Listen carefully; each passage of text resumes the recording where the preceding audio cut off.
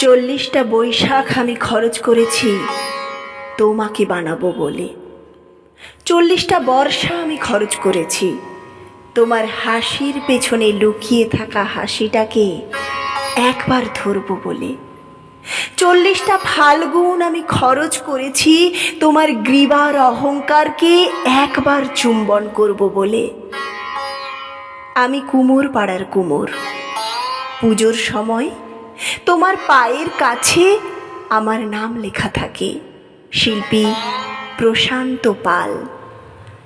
আমি প্রশান্ত নই, আমি অশান্ত নই, আমি সর্বশান্ত হয়েছি তোমাকে নির্মাণ করে। প্রথমে তুমিই ছিলে আমার মেয়ে।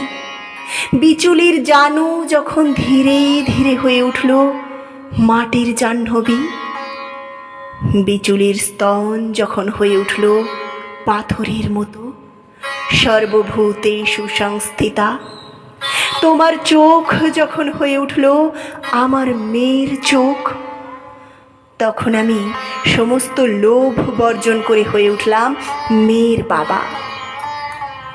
তোমার পিঠ বানাতে বানাতে, তোমার পিঠে মাটি দিতে দিতে আমি হয়ে উঠেছি তোমার গোপন প্রেমিক।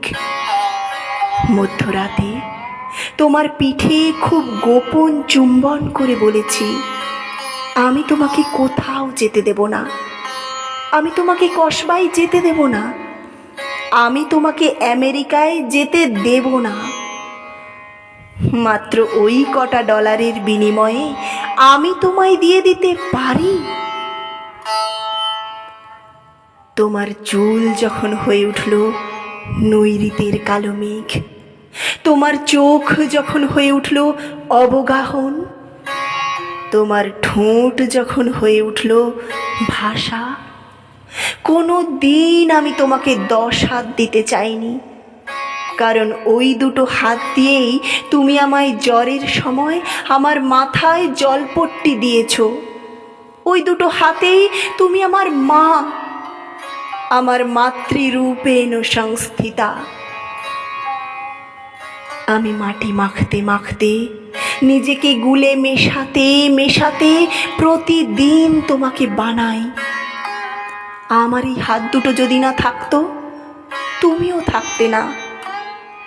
40টা বৈশাখ, 40টা বর্ষা, 40টা ফাল্গুন আমি খরচ করেছি শুধু একবার 2 চোখ ভরে তোমায় দেখব বলে। ওরা যখন তোমাকে লরিতে তুলতে আসে, ভয়ে আমার বুক কাঁপতে থাকে।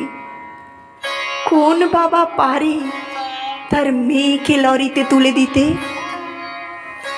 কোন প্রেমিক পারে তার পার্বতীকে লরিতে তুলে দিতে? কোন ছেলে পারে তার মাকে লরিতে তুলে দিতে? আমি শিল্পী হতে চাই না। ডলার যা পেয়েছি ফিরিয়ে দিলাম পৃথিবীকে।